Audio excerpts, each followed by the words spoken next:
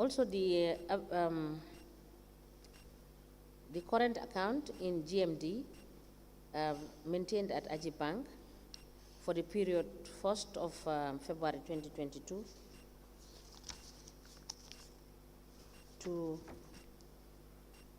23rd of March 20, I believe it's 23rd of March 2020, 23rd of March 2020 to the 3rd of February 2022.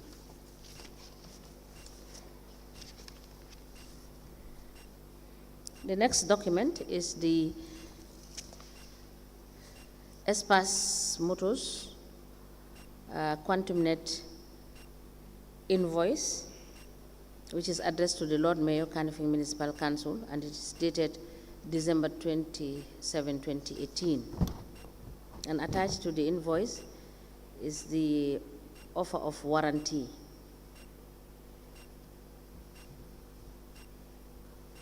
On manufactured parts for the trucks.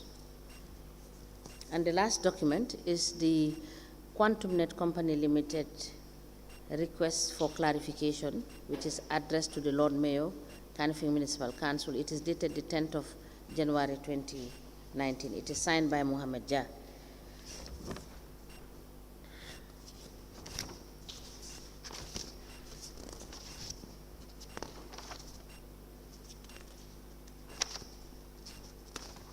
These documents are admitted together as exhibit in evidence, and they are marked as LGC/KMC/TAB/017.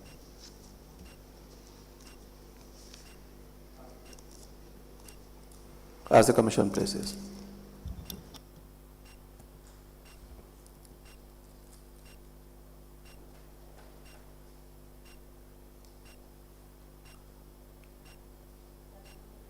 Yes, the witness wants to draw the Commission to some issues in one of the documents.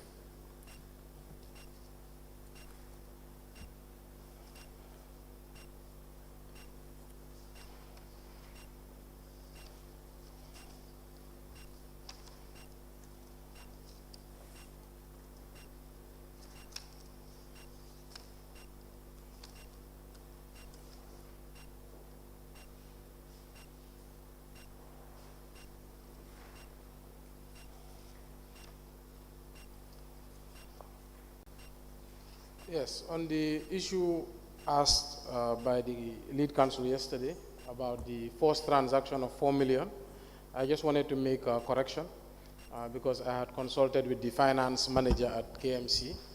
So the 4 million was indeed the fixed deposit.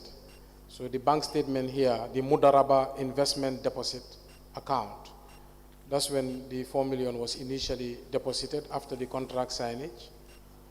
Now the bank in 30th August deducted 2.5 million when the council was late on payment. The bank deducted from that 4 million, 2.5 million as payment towards the trucks in August 30th.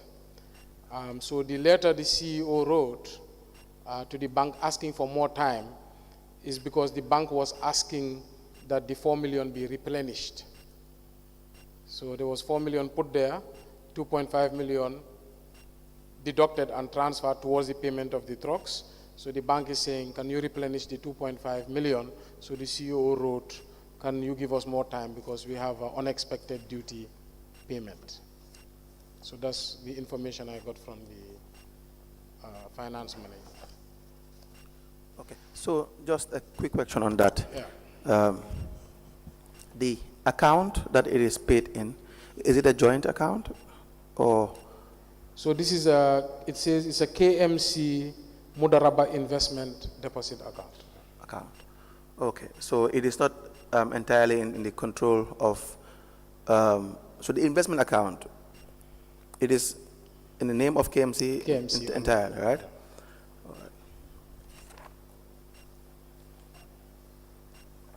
Okay, we will look into that. We'll examine that document and look into it.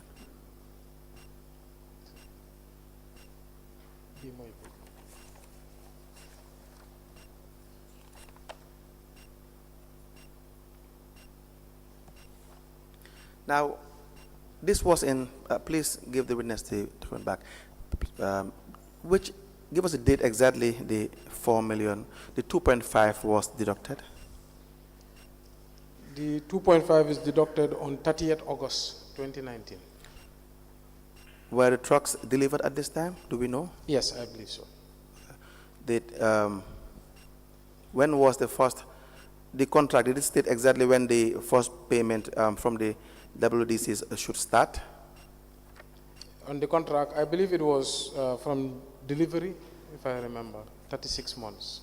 36 months, okay. It did not state that. It just says manufacturers recommend spare, before that.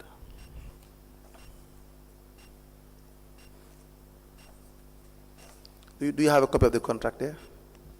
With me here, no.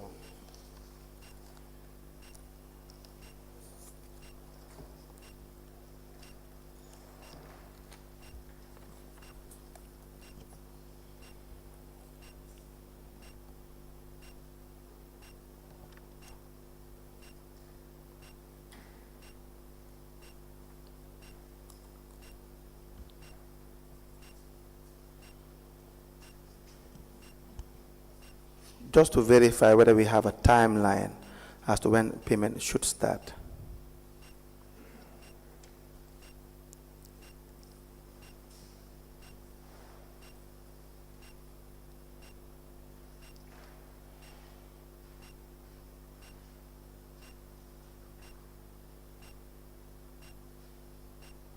So it says on price and payment, Article 3, 3.3. Sorry, it's the other contract.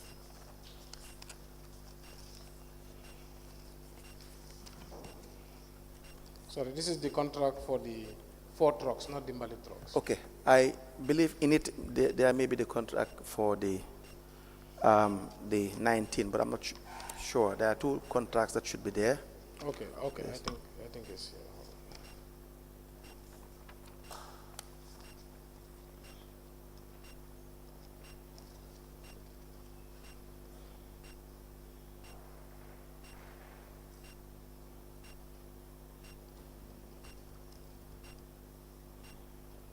On price and payment, 3.2, payment shall be made in 36 equal monthly installments based on conditions below.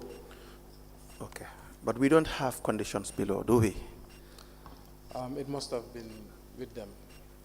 No, I mean it will mean, for instance, if it says 3.2 says that the payment shall be made in 36 equal months, 36 equal monthly installments based on the conditions below. Usually, you will expect that the paragraphs after 30.3.2 will outline the installmental payments. Yes, but Do you see my point? I see your point, but I remember it was discussed that payment should start after delivery. Okay, but it's not in the contract. It's not in the contract, it's implied. Yeah. All right. Thank you. Now, how do you reconcile these two? I see the letter from Espas Motors to the CEO of KMC, which signed by Jim Gay, which is suggesting that the account kept is both in the name of KMC and Quantum / Ajib bank account.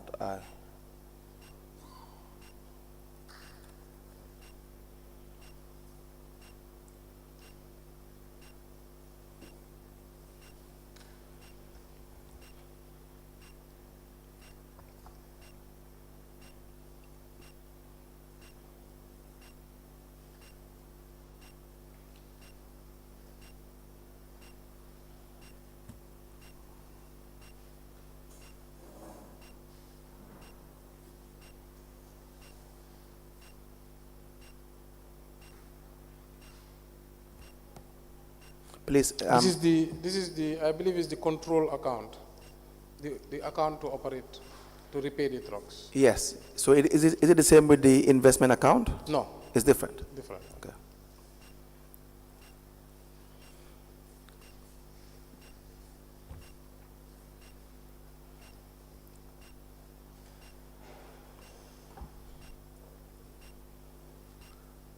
I raise this issue because the voucher we have for the 4 million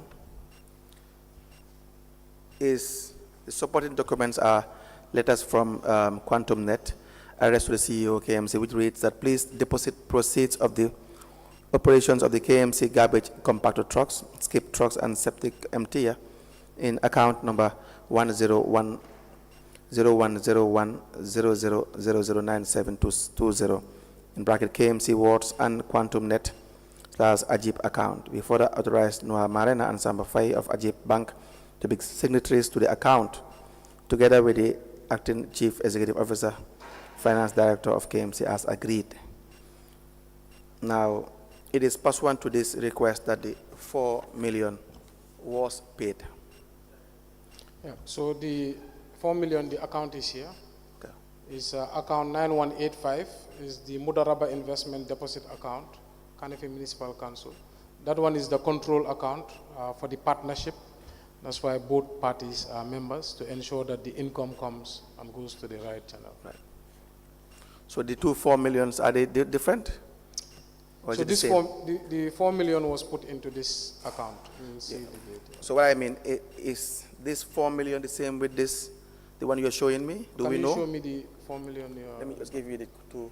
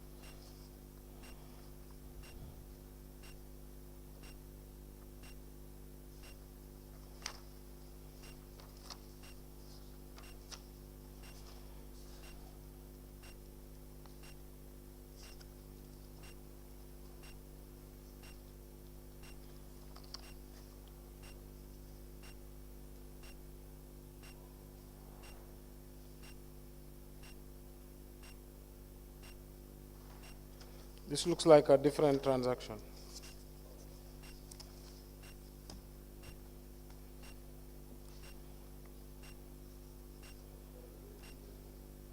We will examine, go through the ones, the one that you have provided, and then we will get back to you on that. Now, just one or two questions with respect to this transaction. Do you know whether the council in any form consulted the Ministry of Finance, that is in relation to the PPE department, to seek advice regarding this? I think at some point there was a consultation. I can't remember the outcome. Can't remember. Do you know whether there is correspondence to that effect? I remember there was correspondence. I believe so. Believe so. Okay. Who do we ask? How do we get evidence of that? The CEO should have copies. Is that Yahya Jammeh? Yahya Jammeh. Yes. Jammeh. Okay. Now, in this year, was there a procurement plan? For 2025? No, for 2018 or 2019 regarding the trucks. Was it factored in the procurement plan? 2019? Yes. I should believe so. You should believe so. Okay. We don't have copies of the procurement plan for 2019. No, I don't. Yes. It's usually with the CEO. All right. We do not have that, and we want to confirm that. That's one. The other issue is, do you know whether the 19 trucks were part of the procurement plan for 2019? Yes, because discussions had started in 2018. 18. So I would assume it's part of the All right. contracts committee's plan. Can you confirm that with us? I can ask the CEO. All right. Now, We have another issue with respect to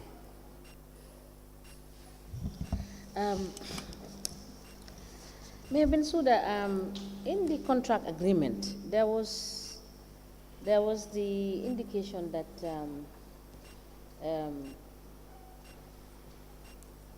let me refer you to Article 1. That is Article 1, sub 1.2, sub 1.3.4, which says that the supplier will maintain the supply of the spare parts without increasing price. Was that respected by the supplier? Can I see the article you're referring to?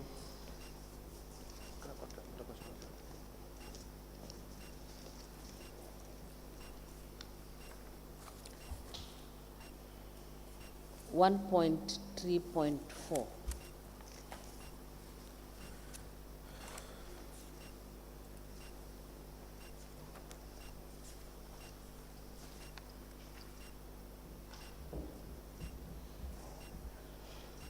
During the 3-year term, the price of spare parts should not be inflated above the exchange rate fluctuation. Yes, was that respected? I would assume so. It's operational. Can you please check and let us know? I'll ask the CEO.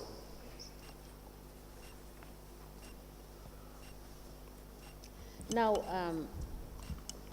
my other question is, was the 20% payment, was it done? 20% advance payment, was it done pursuant to the agreement?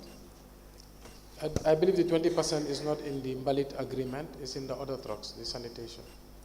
The trucks, yes, that is what I'm saying. Okay, it's not in the budget. We are looking at. Oh, okay, it's at the sanitation, all right.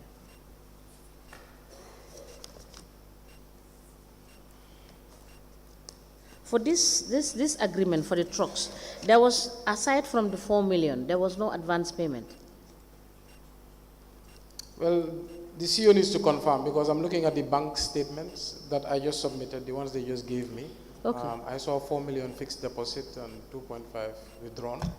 But lead counsel has shown another payment of 4 million, which the CEO has. So you wouldn't know whether there was any advance payment made towards this? Towards the? Towards these trucks? Aside from the 4 million, which was fixed deposit. Fixed deposit That's on what the I'm aware Mudara investment account. Yes, that's what I'm aware of. But the bank statements are with the lead counsel. Right. Counsel, you may proceed. the exhibit you have tendered regarding the letter from Ajib that shows evidence of customization.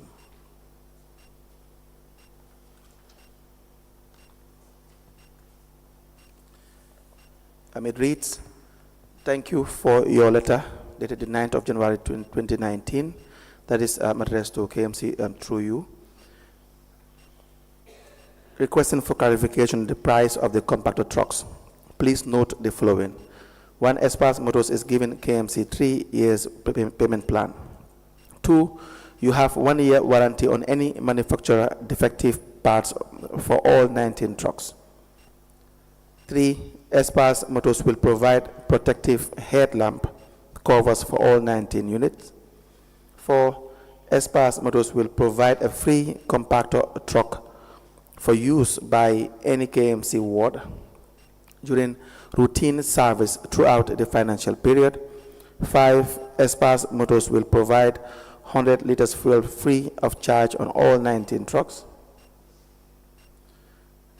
6, a full compliance service garage is being constructed behind Espas Motors as a measure to provide all required after-sales service without delay.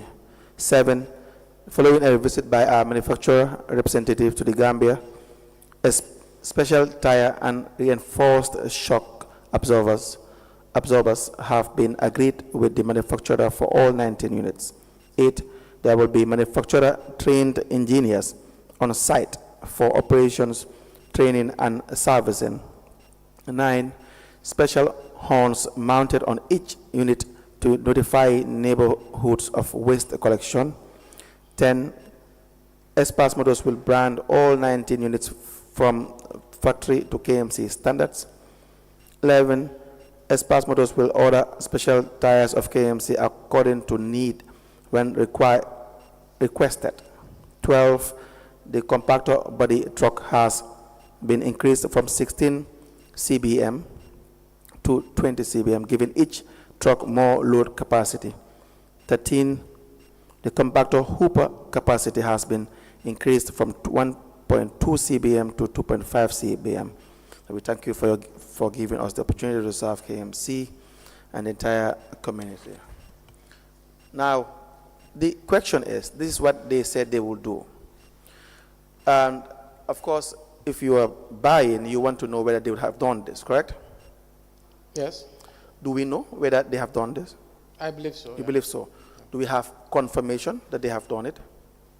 Well, based on my knowledge, most of those things are there. There. Seeing the trucks. Okay. Now, how do you think the buyer will know whether the seller had customized the trucks, which would have to be different from the original state of the trucks?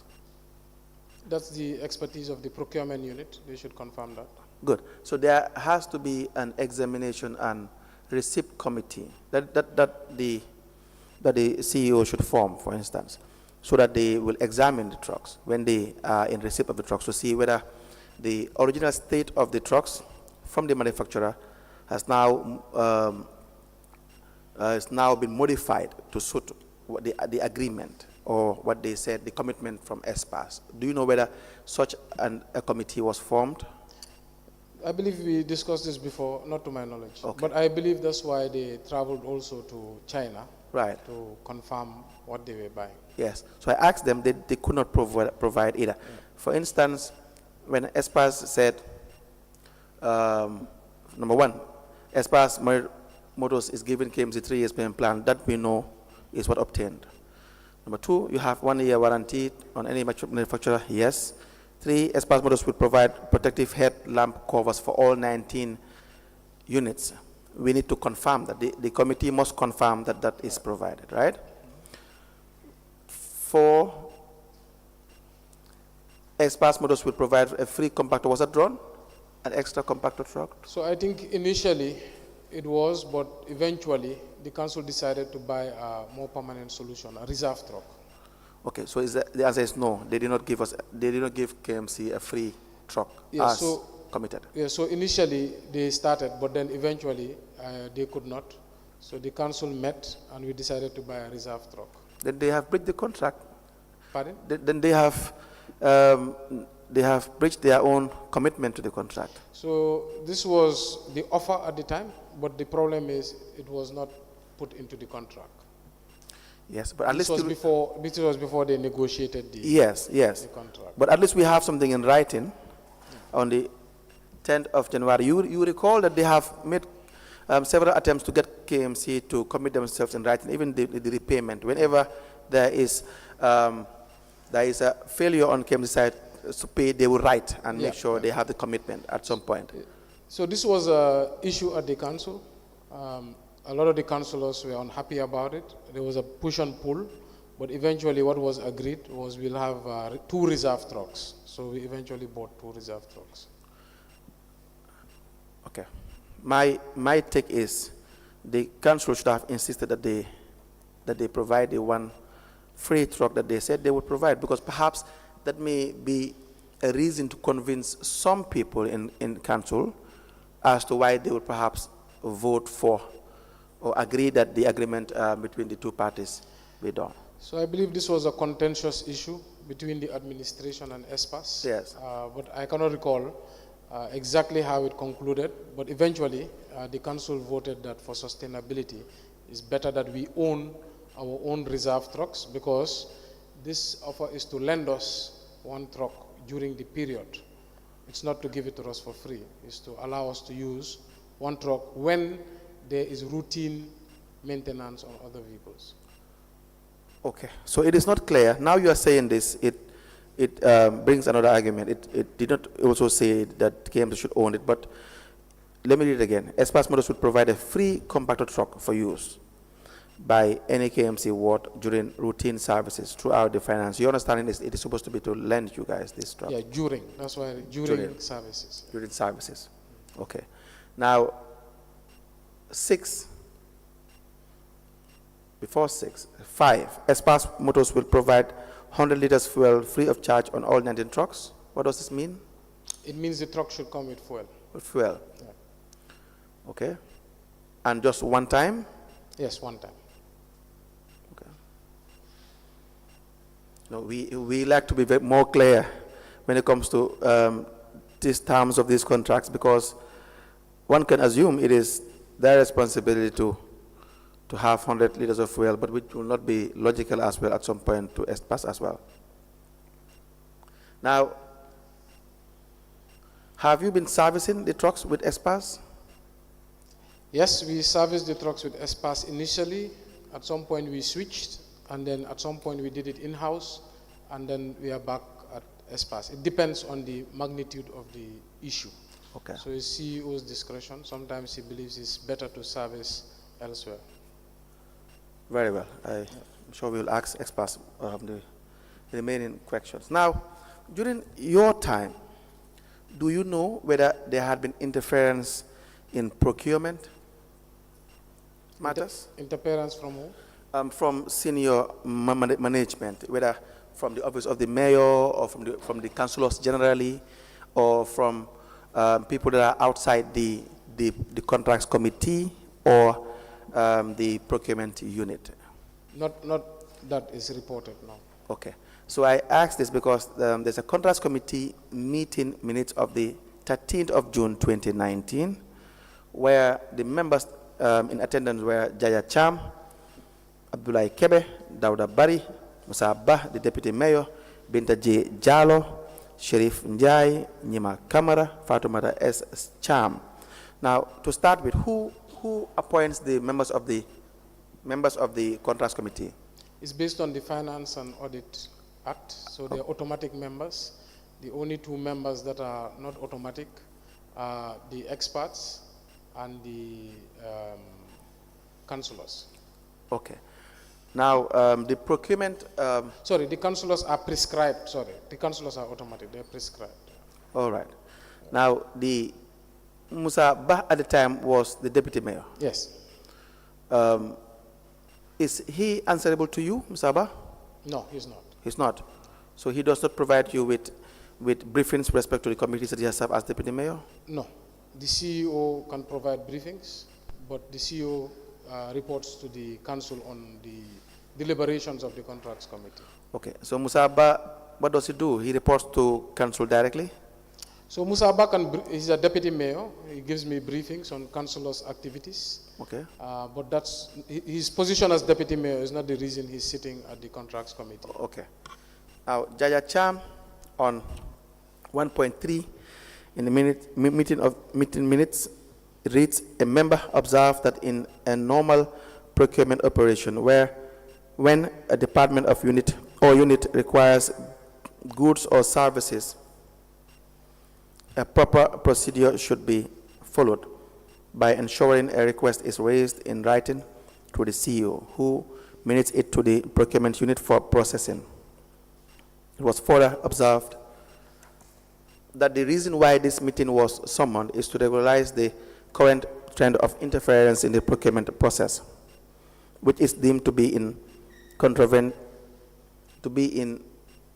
but it should be to be in contravention and not in line with the council's financial regulations, and therefore requires urgent intervention of the contracts committee. As such, the committee agreed that henceforth the procurement unit should be given an environment where it will function independently with no interference or whosoever from management. Do you know where this was brought to your attention? No, that's not brought to my attention. I think Jaja is trying to make sure there's no interference in the procurement, but I don't know what he's referring to. Yeah, his claim is that there had been interference in procurement. Do you know whether council is privy to it? Because the committees have to report to general council for matters that are very important. He never reported that, so I think he's trying to get his contracts committee to control the procurement. Very well. Now, the trucks that were procured and the compactors, we have seen evidence of minutes of meetings that suggest that one of the importance is to also cut expenditure, because you realize council will spend a lot of money, millions of dollars in relation to paying private individuals for dump site clearance and so on and so forth, these illegal dump sites, one of which is Lankaramo Suare and Sons. Now, do you know whether after the acquisition of all these machinery, whether the council continued to engage these private individuals to clear these dump sites? For the gutter clearing, I believe council continues to engage contractors. We do not have a shovel loader, so I assume if there's an illegal dump, they will need to hire a shovel loader. Yes. So Lankaramo Suare in 2020. Please remind us again, when did you receive the trucks first? 2019, I believe in August also. Okay, so we still have Lankaramo Suare being paid money. For instance, 2nd February 2020, it says being cost of plants and gardening materials, this for the beautification.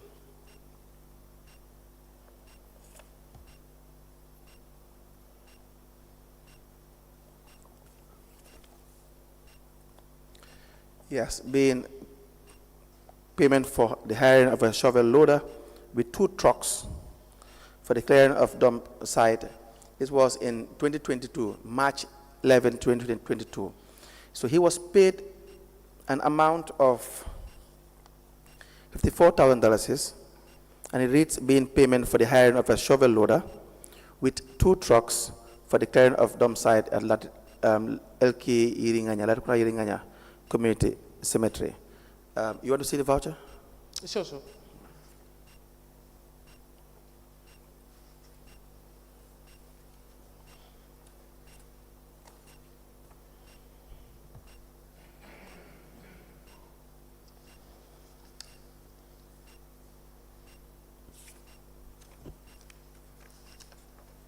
Yes, I see it.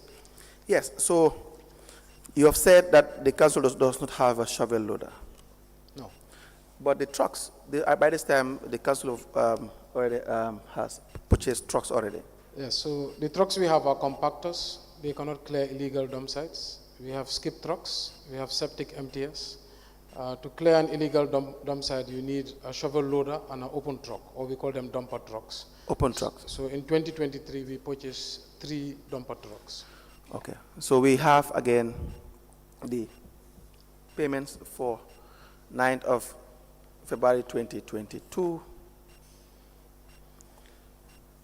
We have 10th of February 2022 for shovel loader and clearing of illegal dump in Canifin and trucks for transportation of waste to the dump site as per the request. So council still kept on paying for this. Why was this issue not addressed? Well, bad habits die hard. Some constituents still don't use the service. They just go where they're used to. So especially the Ibo Town, Riverine area, Talinding, Jilifitikunda, Aboko Badala. Some residents just find it easier to just go there and dump. So when it accumulates, to protect the environment, it's a health hazard. The council has to get a shovel loader and dumper trucks to clear the area. Although it was more prominent before the institution of the ballot trucks, it reduced drastically after the institution of the ballot trucks. But it's an ongoing issue. Recently, the Ministry of Environment even paid a visit, because what happens, especially in the case of Ibo Town, it's there's Alcalo. He's not an official Alcalo, but he uses waste to reclaim land, and they sell the land. So it's become a big issue in those areas. Was there a question? Yes, I want to know, you have told us in your evidence that the trucks come together with a skip bin, right? Yes. And this skip bin is supposed to be the reservoir for the collection of refuse. Yeah, in strategic. Yes. So I want to understand the correlation between you having purchased the trucks with the skip bins, and in 2020 you still have to have trucks, open trucks, and shovel to collect the waste. Yes, so the problem of waste is quite complicated. You have three types of producers. You have the residential producers, you have the commercial producers as well, and medical. Now, in terms of what council was able to solve at the initial stage was majority of the residential and commercial producers, but we were still collecting 70%. Now, 30% of the waste still goes uncollected, meaning it is dumped in drains, in unfinished houses, in abandoned areas or riverine areas. Now, how to tackle that is a two-pronged approach. First, we have to see what are the most utilized illegal dumps. So we only had 8 skips, like we've seen, 8 skips. So we targeted areas in the heart of the community that were being dumped, meaning visible areas. So you have behind Charles Jau, Bundung Jola Kunda, you have Bakau Nene Wale, K Point, Kanifing South, SDA Joshua. Now, still, these are 8 areas, but the amount of places people dump is 40 to 50, especially in the riverine areas. So how do we tackle those areas is through enforcement on one side and also through clearing. So that's why the council instituted the first ever bylaws and to bring about charges. And that's why we also brought municipal police. So it is a very difficult battle. It is not easy. People, bad habits die hard. As soon as you turn a blind eye, people go and fly tip or they dump. So the council realized that, oh, the equipment we have cannot clear illegal dumps because these are compactor trucks and they compress. Illegal dumps are usually mixed with sand. If the truck, the compactor truck puts sand into the compressor, it will affect the hydraulics. So that's why we had to get open trucks. Shovel loader we still don't have, unfortunately. We are looking to get shovel loader next year. And this is all a strategy to reduce the amount of outsourcing because it becomes very expensive. One thing also we don't have is a bulldozer for the dressing of the Bakote dump site because it costs a lot of money. But based on what we are outsourcing over a period, it could be more. So these are all things we are trying to combat. Councillor, you may proceed. Now, in hiring these contractors, it still has to pass through procurement process. Now, the issue of Lankara Musware, he was called here. I'm not sure whether you had a chance to watch his interview. But Mr. Suare does not have any machinery in the first place. So what he does is council will pay him, and then he will go and hire this shovel loader and these trucks. See, so the problem that council has is the same problem that Mr. Suare has. So that council will pay more in trying to tackle the problem, which they could have just directly hired from the people that own these machines. I'm not sure whether this was to the council's knowledge. Yeah, so I think Lang Suare has been working for the council since before we came. Right. He had a relationship with the administration. Right. So I believe they thought he's reliable. But I know of 2 types of contractors that work for the council. One is somebody who owns the equipment, and there's somebody else who coordinates the work. Right. So for example, if you have a work where it's different components, somebody needs to coordinate. So I would have rather that the unit responsible do that coordination, but these are management decisions. They decide how to outsource these things. But we always advocate for building of internal capacity, both in equipment and manpower. Yes, because the idea, again, is to just spend less And then if you have that capacity and the council staff in that department of services, is it services department that are Department of responsible? Services. Services, yes. So they can monitor these things, that's what they are paid for every month. So that when you hire from a third party, it costs more money for council. I'm not sure whether you guys have discussed this or it has come to your notice, but it costs more money to council. And so it defeats the purpose in trying to solve one problem of the bigger problem, which is the issue of illegal dump site. It is still slowly causing council financial losses because the Department of Services should know, but they knew that Mr. Karamo, Suare, does not have any machinery, and then so that it costs you a lot more to get these things done. Yeah, so it's under the operations, under the purview of the CEO. If it was me, I would be on the ground. I will coordinate the trucks, but they use their judgment as to what they believe is more effective. Okay. So yeah. Another issue is that when services are done, the requirements are that there should be evidence of execution, that is job completion certificate. So that's another problem we had. We interviewed all of the people concerned. We realized that, so we see money being paid and we don't see evidence of services as executed, so that you do not know whether the money that was withdrawn from the council's account said to have been paid to a contractor. Let's say in the case of Wellingara Mosware, we'll take him as an example, but there are so many, that when they said, for instance, shovel loader with trucks for declaring and transportation of an authorized dump site at Bakote, you see the amount is $198,000. But when you look at the voucher, you would not see any evidence of job completion certificate.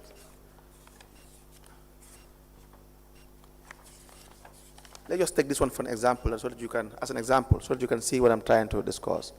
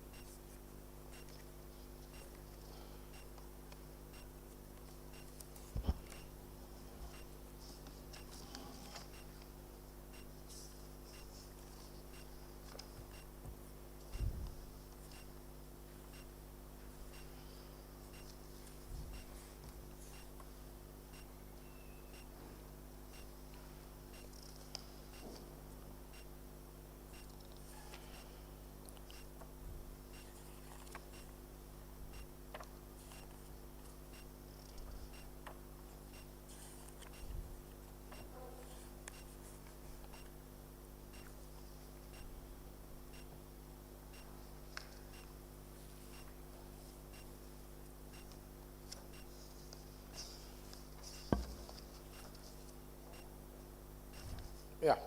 Yeah, so you will notice that there are no job completion certificate. We had asked the Director of Services and also Lankaramo. He had confirmed that for the most part, he is not issued with a job completion certificate. And so you will agree with me that council then would not have evidence of execution of the work that is paid for. Yeah, so the procedure is already there because I've heard of it many times. Right. The requesting unit should give a confirmation to the procurement unit before final payment. So if that's not done, I believe the procurement officer should come to answer, or the officers that are paying, because the finance director should check, the CEO should check, and then of course the internal audit should check. Exactly. So these are loopholes that, for instance, if the finance director and the CEO, when they sign these checks, and then it's easy for them to just raise a voucher. We have seen in the case of the the road in, is it Talinding, Sikap, that we discussed that voucher was copied about 3-4 times. I thought it was 3, you told me about 4 payments. That if it is a fraudulent practice, for instance, you will realize that it's going to be difficult for council to know. And monies would have been spent on fictitious exercises that perhaps could have been avoided. Right. Now, the other issue is the accounts that were opened with respect to the $3 million, 3 million euros. There were accounts that were opened with EcoBank. Now, when you want to open an account, what procedure do you follow as council to open accounts? If council wants to open an account, yes, they come usually to the general body for permission. Okay. And who would be the signatories to this account? For council's regular accounts, the CEO and the Director of Finance. Are there other accounts that council may hold that would not be the regular accounts that other signatories may be appointed? It depends on the context and the scenario. Because the Dalasi account, in managing the 3 million euros, we see there were private individuals, right, that were not ordinary council employees, and or they don't hold the office of the CEO or finance director. Let me show you the correspondence dated the 11th of May 2022 from KMC addressed to the Managing Director, Eco Bank Gambia Limited, signed by Yahya Jammeh.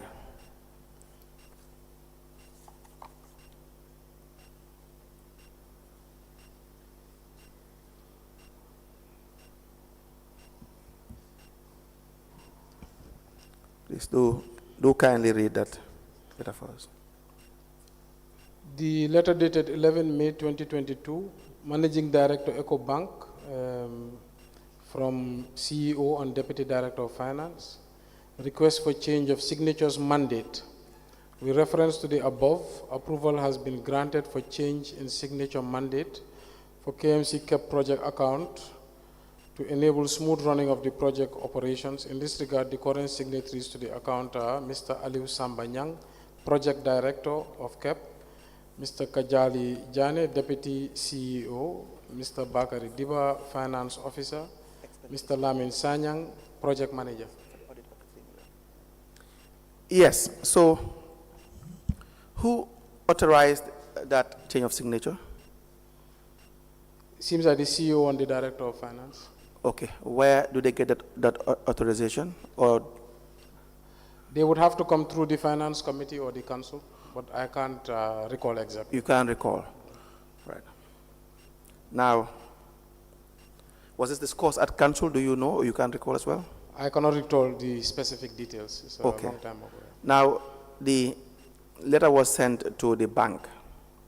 Does the Deputy CEO and is it the Finance Manager? And the Finance Manager, right? This is the Deputy CEO, who was acting CEO at the time. Right. And the Deputy Director of Finance, who was acting Director of Finance at the time. And who do they suggest that would be the signatories to the account? They suggest the CEO would be there. Deputy CEO. Sorry, the Deputy CEO would be there. And the Finance Manager. The Finance Manager was also working in the KEP project. Okay. Who else is there? The Project Director, Aliou Nyang, and the Project Manager, Lamin Sanyang, who's also the Director of Service of KMC. All right. Now, this was done. Why? By this time, the CEO, you don't have a substantive CEO? No, we have an acting CEO. Okay. And you don't have a substantive finance director? No. Good. Now, I was trying to find out the authority that the finance director or finance manager and the deputy CEO have in relation to instructing the bank to change signatories. Can you guide us? You mean the CEO and the Director of Finance? No, the deputy CEO and the finance manager. You know, they wrote the letter to the bank. No, it's not the Finance Manager, it's the Director of Finance, Sirif Njai. Okay, let me see. Is Sheriff the finance manager or finance director? Finance director. Acting. Acting, yes. The acting, if the Sheriff is acting, Sheriff is not the finance, was never appointed as finance director, was he? No, Sirif was the acting finance director. Right. In 2018. Yes. 2019. Right. And then temporarily, he returned as the deputy director of finance. Right. And then after he returned as the acting finance director. So at no time did he hold the position of finance director, simpliciter? No. Okay. And also, Kajali, at no point did he hold the office of the chief executive officer, simpliciter? The substantive position, no. Yes. They were all acting. Okay. Now, in their acting capacity, do they have the right to instruct the bank to change signatories? Yes, because the council gives them the authority over the accounts. Okay. Now, when they want to change, when they want to add or change signatories, it has to be with the council. Okay. Now, the project was already adopted by the council with the knowledge of a project officer, and project office with a project director, that they would execute the project. So at their level, operationally, I guess they were changing authority levels because of time issues. Okay. Now, when council gave them the authority to act, where do you think council derived that authority to instruct the deputy CEO and the deputy finance director, or acting CEO and acting finance director to be signatories or instruct change of signatories? I believe council has that authority. I don't doubt that. I just want to be guided so that the commission will be guided as to where that authority is derived from. Well, there's no substantive position holder. So the deputy director of finance is the deputy of the CEO. In their absence, they act as a CEO. Sorry, the deputy CEO. Right. The director of finance, in his absence, the deputy director of finance acts in their capacity. Okay, My question is in line with the Local Government Finance and Audit Act. I think it has addressed the issue with respect to who signs what, right? Mm-hmm. Section 13, sub 2. Do you have a copy?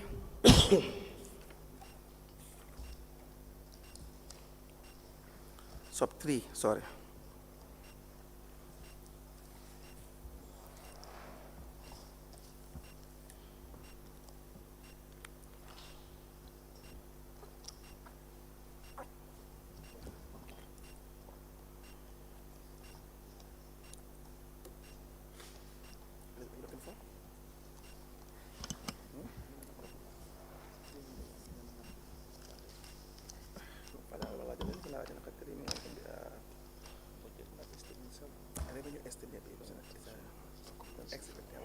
This is the Local Government Act or the Finance Audit Act? The Local Government Finance and Audit Act 2004, Section 13, sub 3.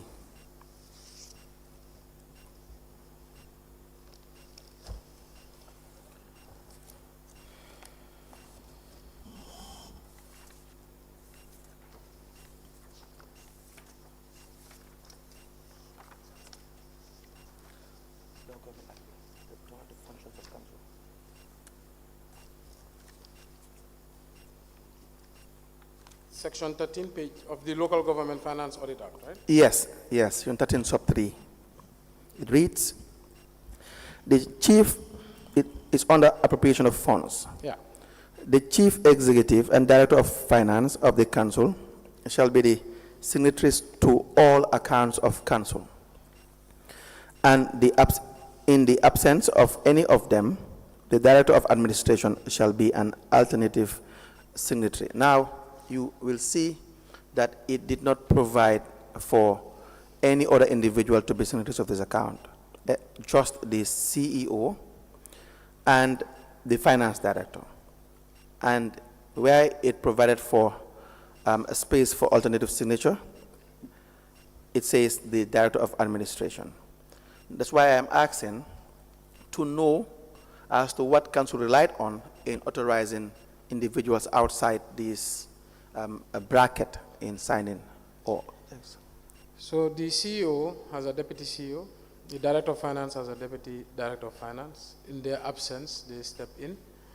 In the case where the CEO is usually absent or the Director of Finance, if either or are absent, the Director of Administration can step in.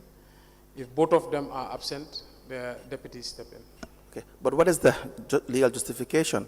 I know that it is not as, you know, the law has bestowed this authority directly to these individuals. It has given them a delegated authority.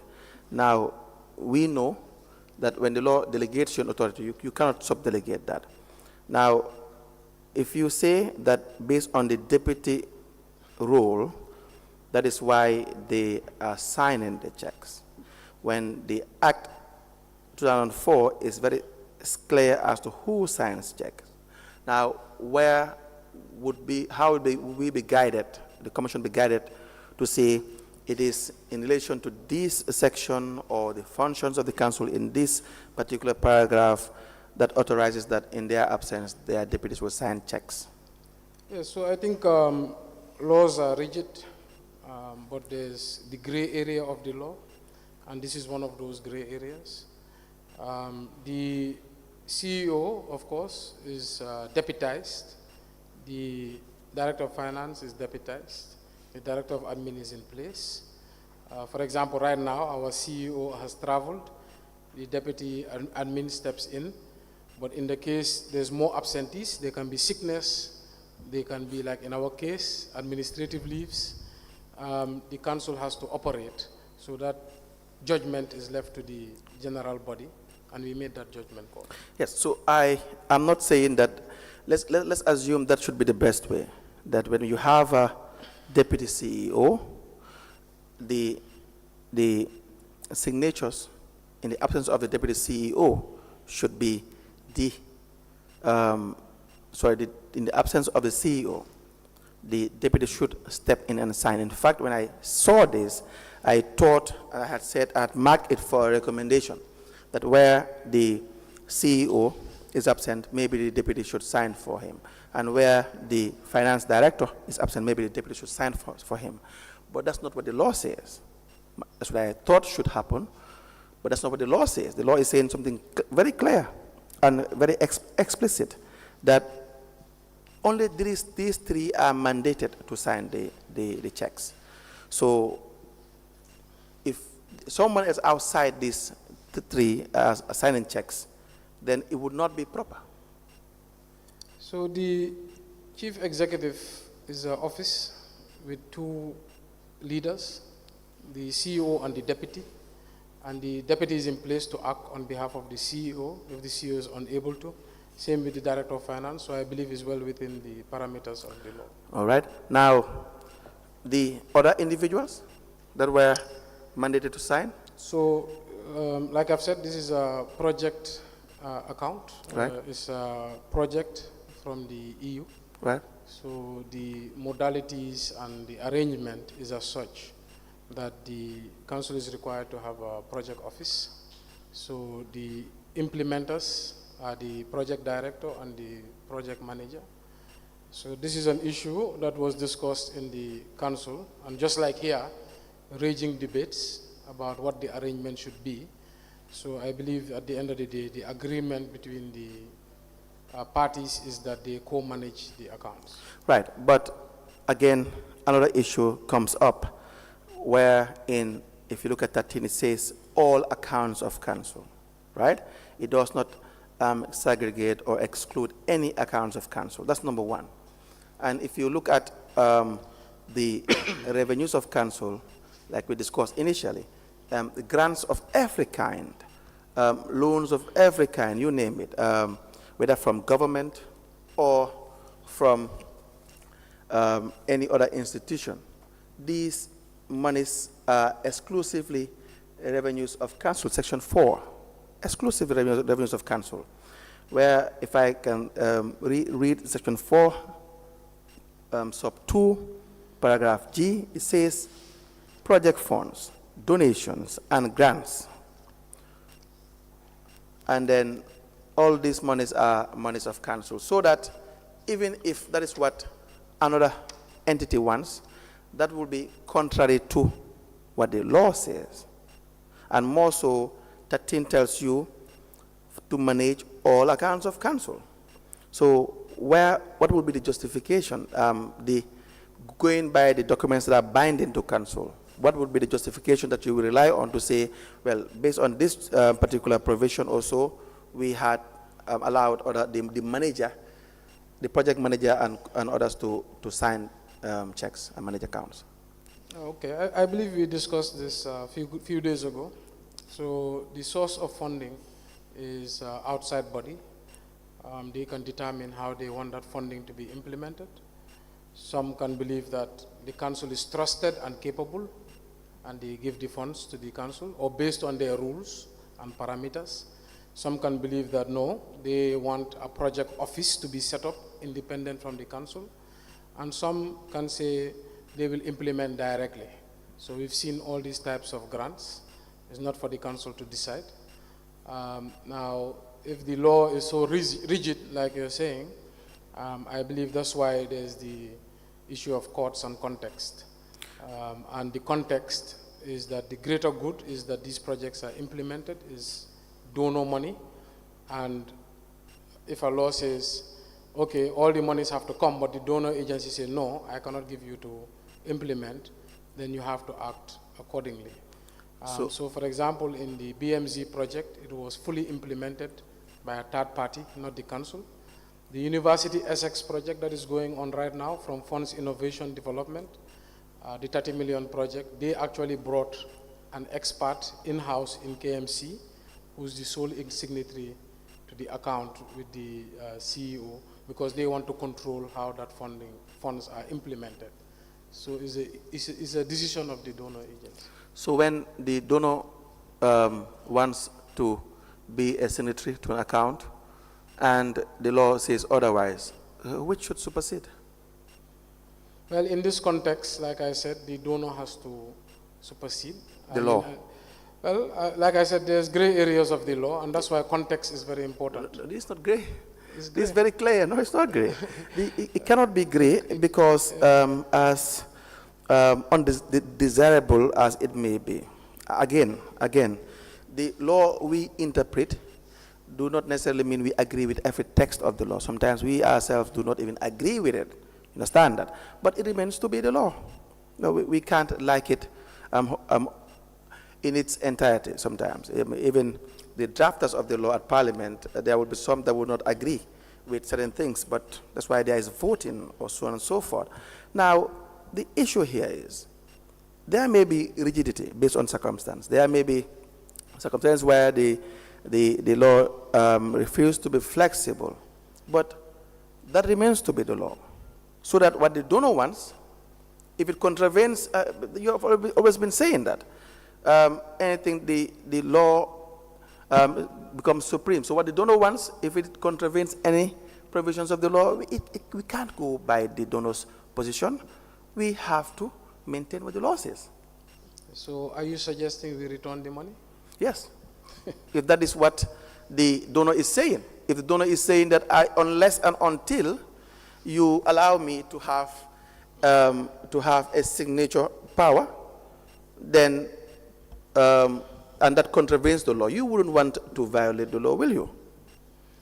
I think what needs is the law needs to be evolved and amended, rather than return vital money that can be helped to develop poor people. 100%. So like I said, that's why these things should be, I guess that's why we're all here. Right. To see what sort of positive things we can bring. Right. But these are one of those issues. Gambia is a donor-based economy.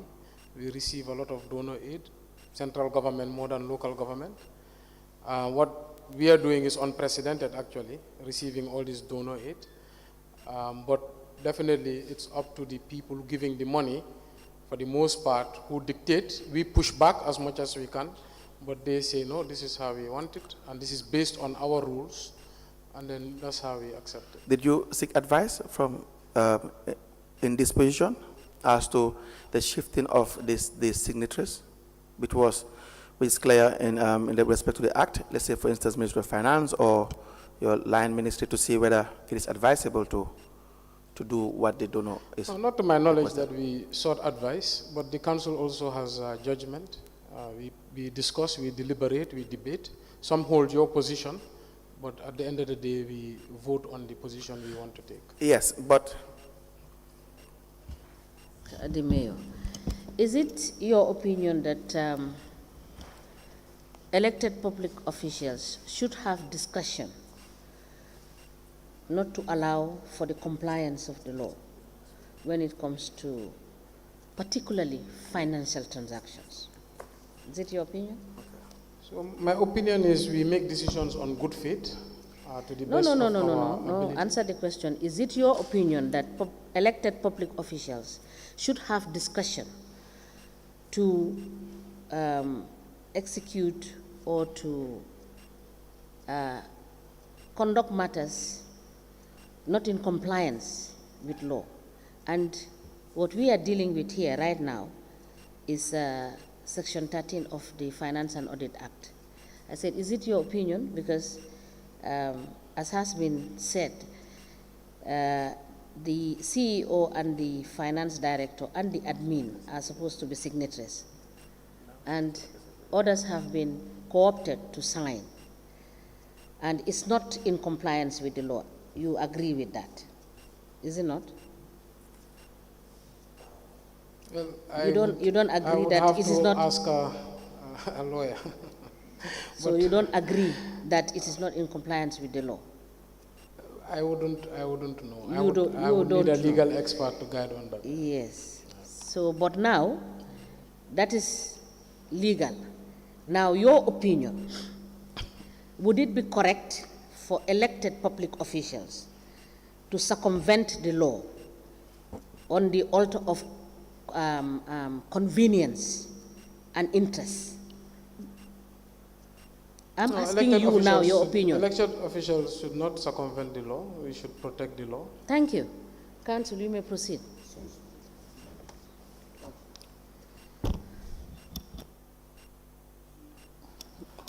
Lord Mayor, the law is the law. I think we had these issues when we were at the National Assembly.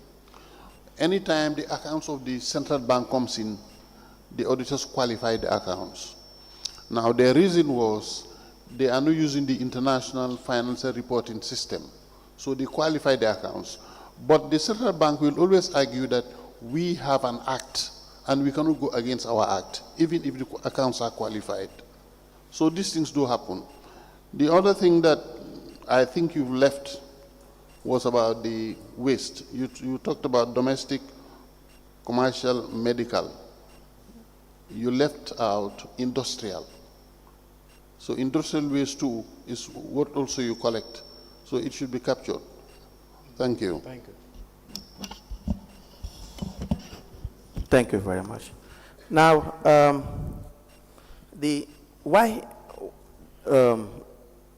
how did Kajali, how was he appointed or promoted to the position of deputy CEO?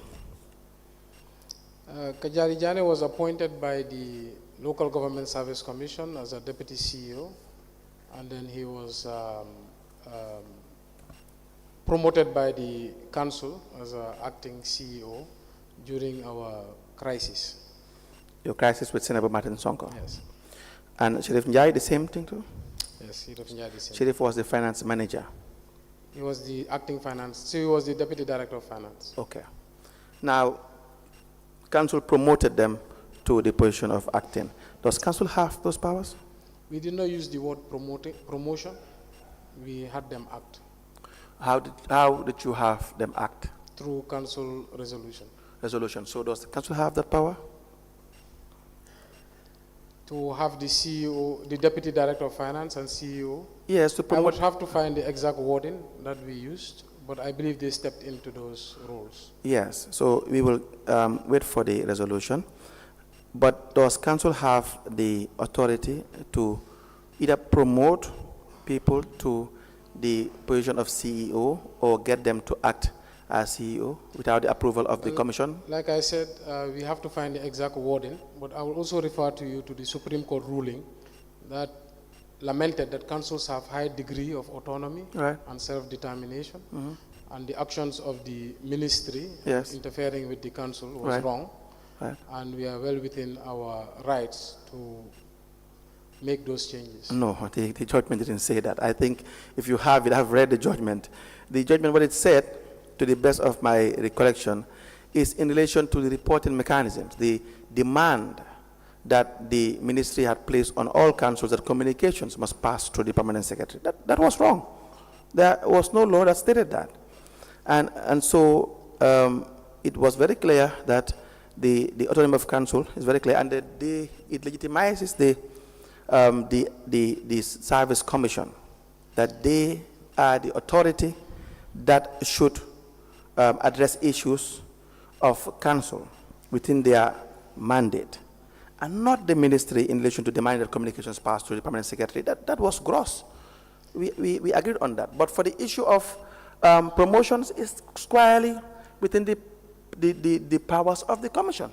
So, like I said, I will have to get both the resolution. I don't think the words promotion were used. Right. And I will have to go back to the Judgment. Supreme Court judgment, because I believe it covered Please proceed. more than that. And also, just to bring to the attention of the commission, Right. the chairperson, I think this matter also is already in court, in the High Court. There were two cases. One was in the Supreme Court. Just to bring it to your attention. Okay, you want us to give you time to refer us to a specific judgment? Yes, I would like to go study the judgment. Right. And also the resolutions that were corresponding. Right. Okay, we can do that. Madam Chair, you want to say Yes, something? I have a question. And sorry to bring you back, but then having looked at the annual budget for 2019, I just want to find out, end 2019, how much was paid in total to Espas Motors as their, as per what you have agreed? Because it's not clear from the agreement. You do agree with me that there was no specificity as to what is to be expected to be paid at the end of the month. That is one issue. And the fact that, you understand, I couldn't see that being captured in the 2019 budget. My question now is, the expenditures made pursuant to servicing the loan, did this not have an impact on your other projects? So we paid, we were supposed to pay 36 equal installments. Yes, But I recall, at what sum? At what? I think it's the total amount divided by 36. 5 million divided by 36. All right. So 36. All right. So in 36 monthly installments. So I believe So there how was, much would that be for monthly I need a installment? calculator, but 105 million, 36. Maybe 2.5 a month, something like that. 2.5. Something like that. Yes. But if you agree with me that that is not captured in your capital expenditure in your 2019 budget. So I was asked this yesterday. Yes. I asked the then CEO, because the charges should have budget lines. What budget line? Yes, were they that charging is this? budget head 801. That's capital expenditure as per what is contained in your budget. Okay. Yes, Can it's I have not. the Yes, budget? please give him the budget. It's here. Also, on your second question, Yes. 2019, I believe we were late on the agreement. Yes.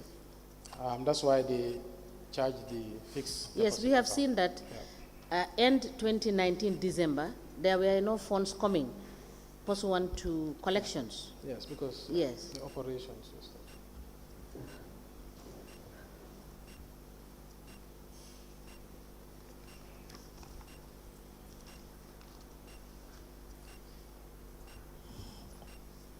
If you look at capital expenditure,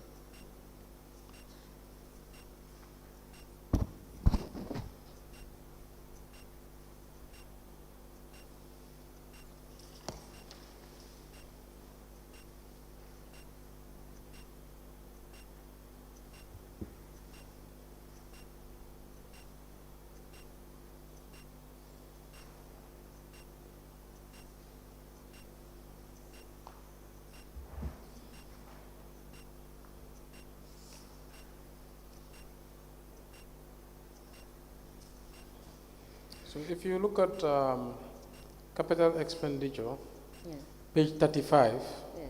under waste management, you will see one septic emptier, 16,000 liters, 4.5 million. Yeah. 3 compactors, 12 million. Waste collection vehicles, tipper trucks, 5 tractors, Yes, 12.6 million. Yes, I've seen It's that. charged from that budget. Yes, it's charged from that, but this is specific. This is not in relation to the 19 trucks. Yes, but the 19 trucks were paid for in 3 years. Yes, that is So- what I'm saying. I said, this, the expenses in the 2019 budget did not reflect the revenue that was being collected and paid to Espas Motors, because it's not captured in the budget of 2019. Because this is a different estimation, which is not the 19 trucks.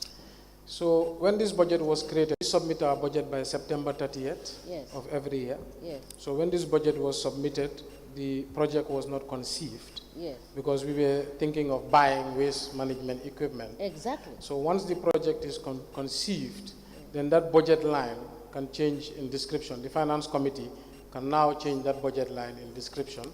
Now, as to Did you have evidence of changing this budget line? so that should be checked with the finance committee. So please But check that. they've charged the waste management fixed assets. Yes, but there is no supplementary budget being made to that effect. I believe the amount they paid is within the cost. Now the description Yes. is what needed amendment. So please provide us with the evidence to that. Council, you may proceed.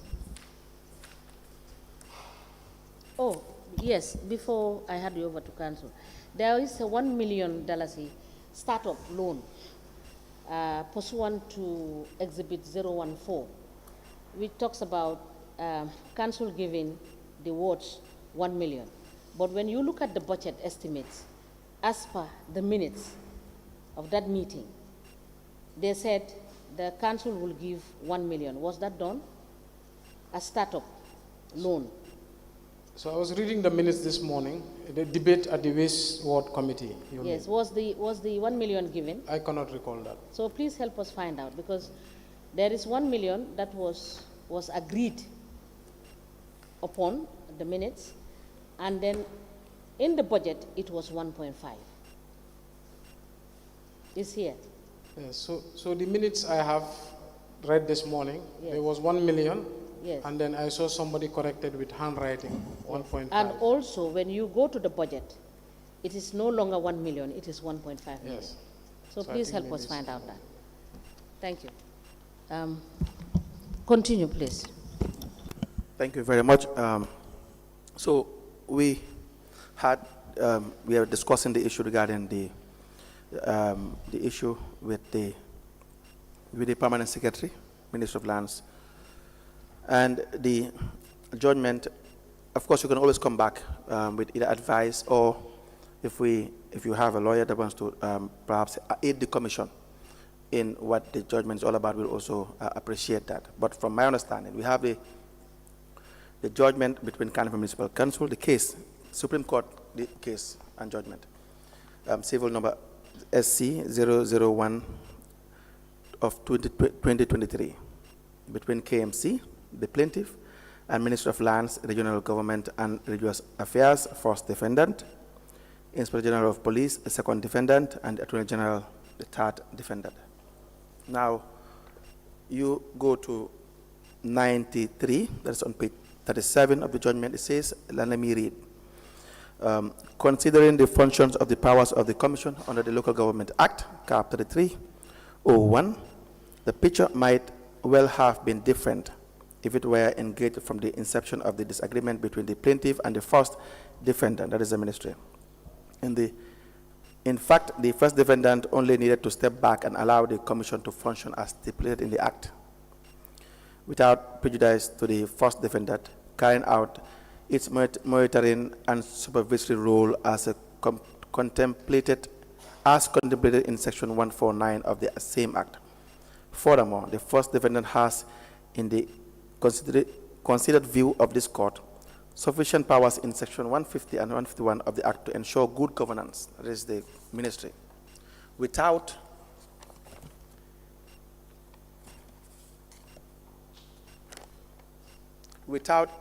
interposing itself between the plaintiff and the commission and resorting to the use of force to compel its opinion on the action taken by the plaintiff, that's KMC, against the CEO and other senior officers concerned, right? So they can't force you guys. That's the ministry. Now, 94, the plaintiff has specifically sought the intervention of the court to declare that the commission is an independent body, which is not subject to the direction or control of the first defendant. And therefore, the failure of the first defendant to forward the plaintiff's correspondence to the commission amounts to a violation of section 193 in bracket 1 of the Constitution. The court observes that the interpretation or meaning of section 119 of the Local Government Act, Cap 3301, regarding the independence of the commission is not an issue in this matter, as both parties agree on the tenure of that section. While the failure of the first defendant to forward the plaintiff's correspondence to the commission may be described as constituting direct interference with the commission's independence, that failure in itself, as between the commission and the first defendant, is not necessarily an interference with the plaintiff's high degree of autonomy granted under section 193 sub 1 of the Constitution. It is simply a violation of section 119 of the Act.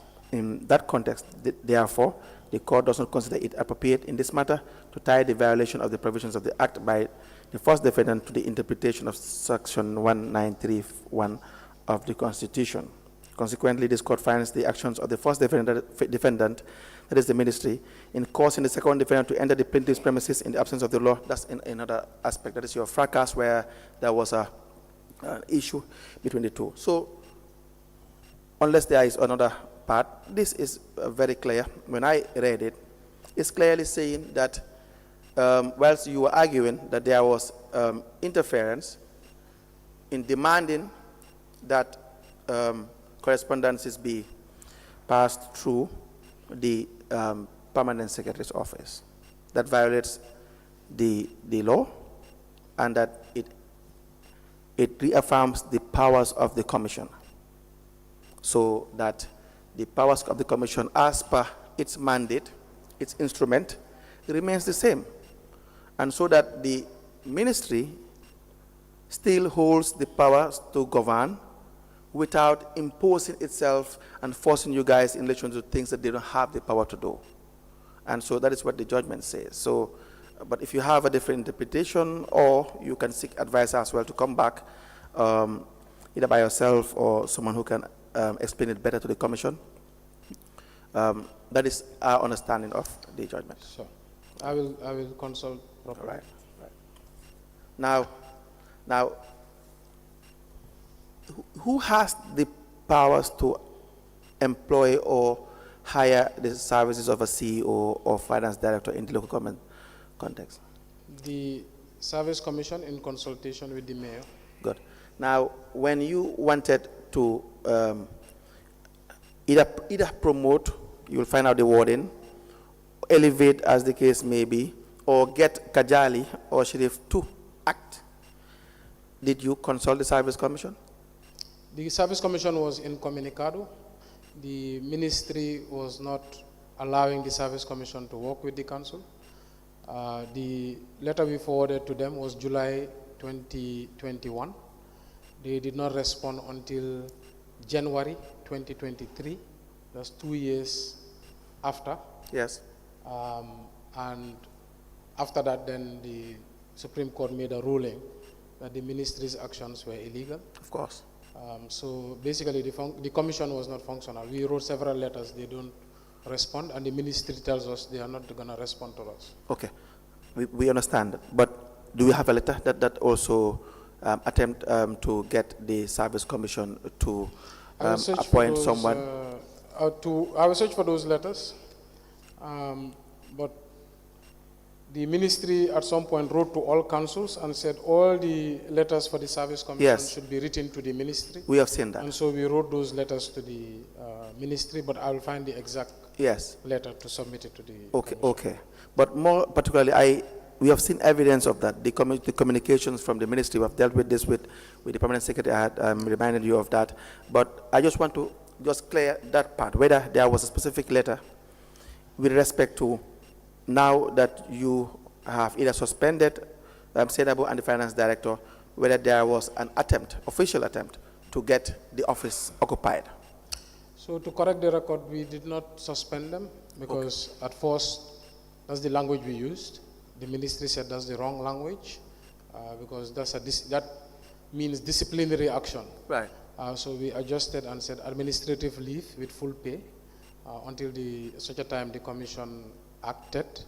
But in the case of the deputies, which is the deputy CEO and the deputy director of finance, in line with regular council operation, Right. whenever the CEO or director of finance are absent, these individuals take up those roles.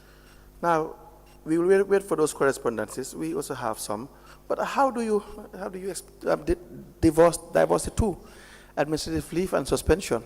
What would be the difference in this context? Well, suspension, according to ministry, was a disciplinary action. Yes. Because then they can go with half pay or they can go with suspension with pay without Right. allowances. Right. So I remember the minister asked that we restore their full salaries. Right. And then our lawyer advised the right course of action was administrative leave. Okay. Administrative leave, where will that fall? Under the council's ability to direct the CEO and control the CEO. No, but the argument would have been the CEO is directly under the control of the commission when it comes to appointments and disciplinary actions. If you look at Section 37 itself, it talks about the powers of the establishment committee. For instance, if I read it, of the Local Government Act, it says the establishment committee shall, subject to this act and any other enactment, be responsible for recommending to its local government service commission the appointment, dismissal, conditions of service, and discipline of officers and other employees of council and any matter connected therewith. So this, to me, is clear. And all the establishment committee can do is to recommend. Now, if the council is to go ahead and recommend administrative leave, what would be the justification? Like I've said, the CEO is under the direction and control of the council. Right. It's in the section under the CEO. Right. So we can direct the CEO to go on administrative leave. We can direct the CEO to not come to work. That is well within the remits of the... Can we revisit that? Can you get us through that? The section under the CEO, under the Local Government Act. Right.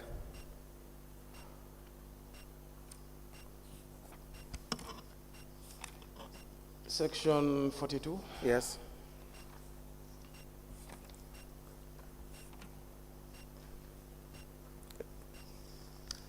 Please read it.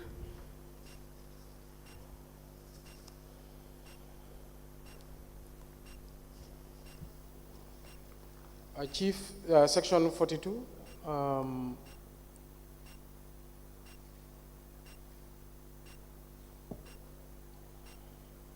Okay, sorry, section 43. Yes. Functions of the chief executive. Right. The chief executive shall manage the affairs of the council and shall be answerable to the council and be subject to its direction and control. Under his or her functions. Do you see that? Under his or her functions. In executing his functions, then there is where, that is the point he or she is under the under the directive and control of council. But the CEO only exists to execute their functions. I agree. And I think this is very clear, very explicit. Right. Based on the legal advice we've got, based on also like I said, I'll go back to the Supreme Court judgment. Right. It is well within the power of the council to direct or control the CEO who's answerable to them. Now, the minister at that point said, well, this is not about direction or control, this is discipline. so that does not fall under you. Then we went back and we said, okay, you're right, Minister, we adjusted, sent them on administrative leave with full benefits and salary until such a time the Local Government Service Commission could operate because the situation was not conducive. There was a problem. Yes. There was a problem. And there was fault from both sides, the permanent secretary and the KMC. That's why I said yesterday, perhaps take time and watch the examination or the interview with the permanent secretary. You will realize that there was a significant problem. At some point, I even told the permanent secretary, you guys made it a political issue. At some point, if I can recollect well, that it was almost as in who wins here and there, and that should not be the issue. The elephants fight, the grass suffers. That's the point. So if the issue of employment and the issues of disciplinary actions are very clear in the law. And you ask any lawyer, they don't even have to be very good, they will tell you that where you have a general provision and where you have a specific provision addressing an issue, that one prevails. Now, you can reconfirm that and get somebody as well to reconfirm that. But this is talking about the functions of the CEO. Then you have another section specifically on the issue of employment, disciplinary actions, and so on and so forth. That is where the institution should be guided, not the general provision just talks about functions of the CEO, right? So that when you suspend, and they said you cannot suspend because they are doing it in their governance structure, fine. But when you now, our problem was, instead of the permanent secretary and the Minister of Lands looking at the substance of your complaint, KMC's complaint against Talib Martins and the finance director, we thought here that they failed to address that. And they did not address that. They were so particular about the inadequacies of the route you have taken, rather than the main issue, which is the issue regarding the alleged fraud issue of Senator Martins and finance director, which there were concerns, genuine concerns raised. You understand that? So that is one issue which is true, that they did not prioritize your complaint. And they should have prioritized your complaint. And in doing so, they now tell you, but then you did not do the right thing. Next time, please do the right thing. And to force you to send the communications to them would also have been wrong. But there was a bigger complaint of fraud. So that should not be on political lines. They should be treated. They should have just done their job in that aspect, right? That is the position. That's what we told the permanent secretary. It is clear.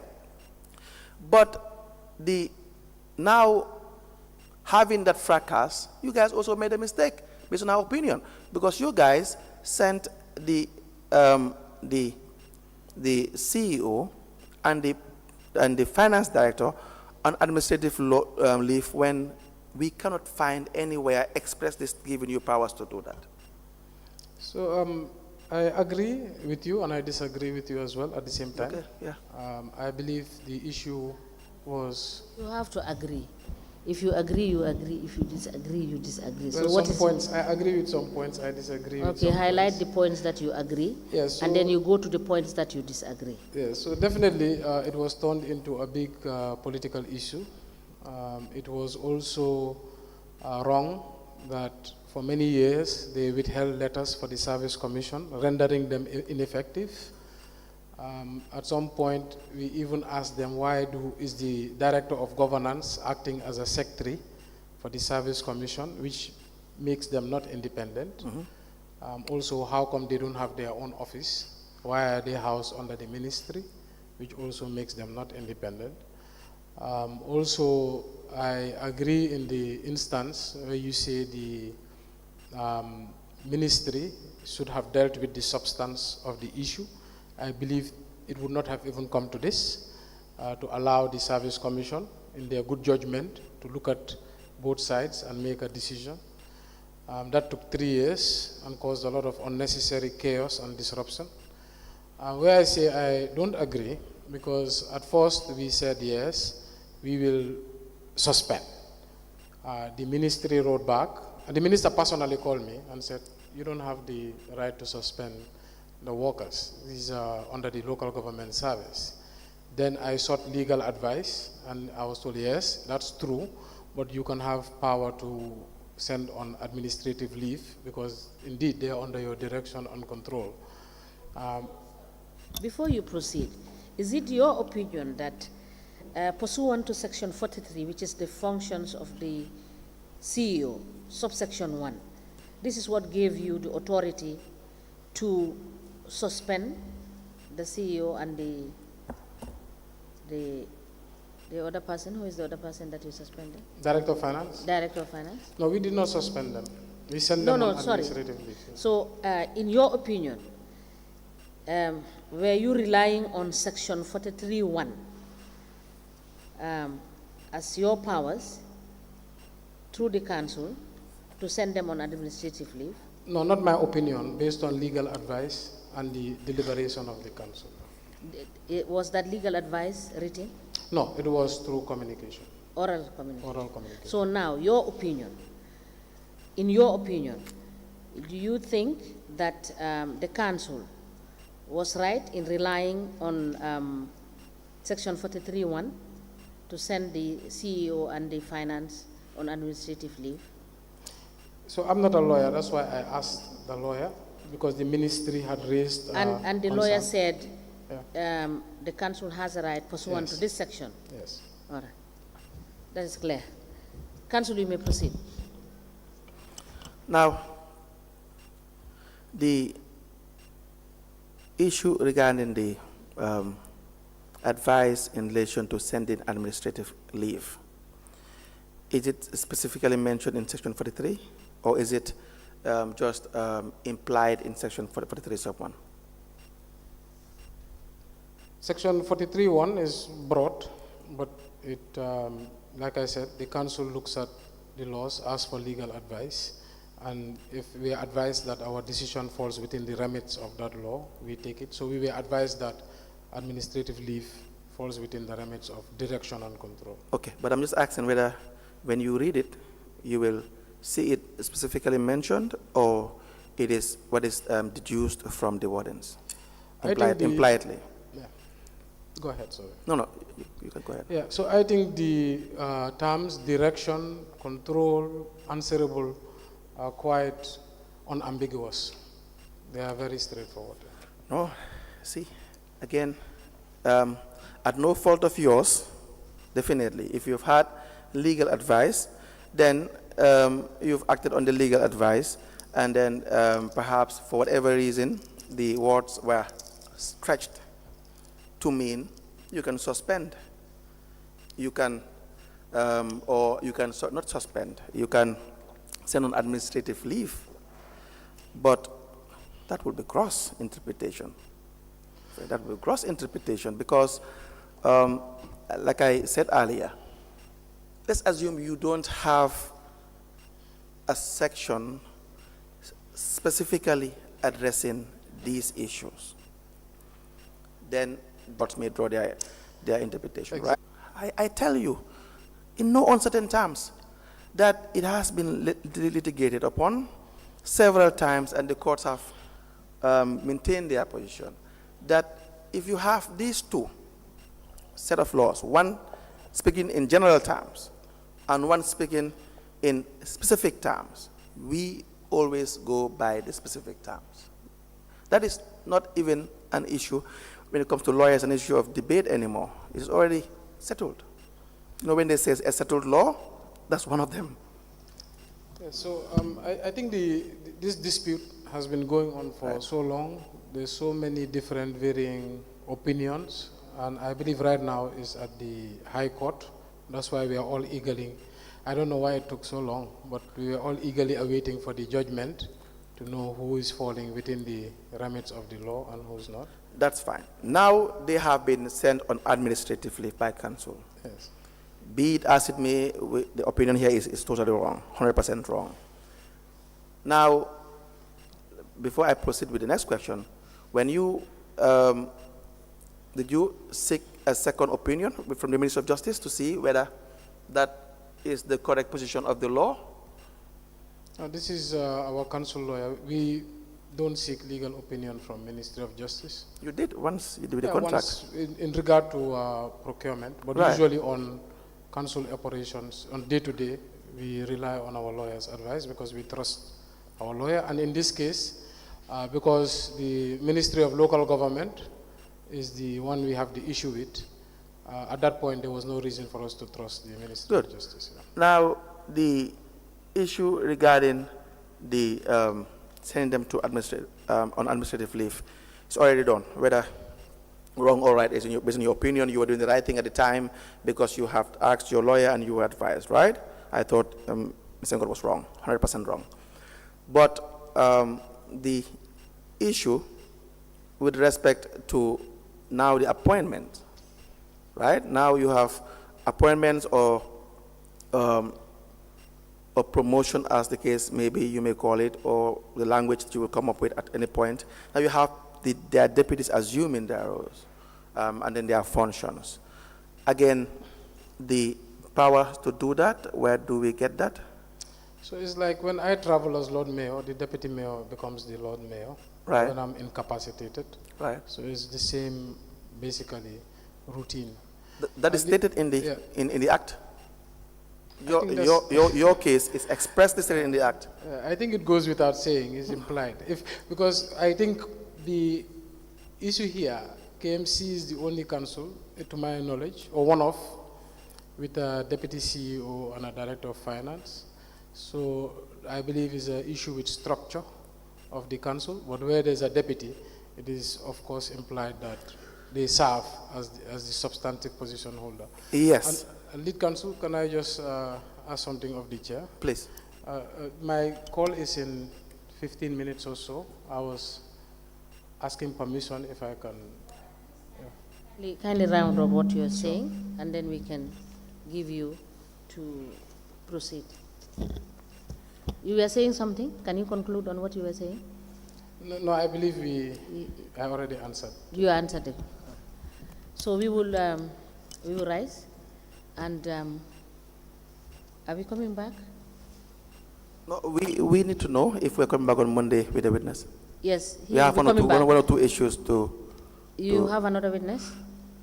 No, I mean we have one or two issues with the witness, so that we complete with him to say that he is coming back on Monday, and when he goes. Yes, he is coming back on Monday because we cannot determine when he is done with his. Yes. I have one witness that we need to hear. So we may rise. So Monday, thank you. See you on Monday.